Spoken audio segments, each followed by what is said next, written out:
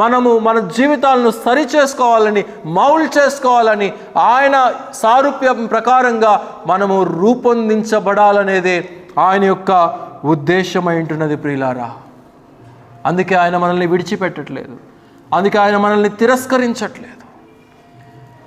ఎప్పుడైనా మనం ఆలోచన చేస్తే మనం ఎన్ని సమయాలలో ఆయనకు అవిధేయకరముగా మనం జీవించాము, ఎన్ని విషయాలలో ఆయనకు అవమానకరంగా మన పనులను మనం చేస్తున్నామో.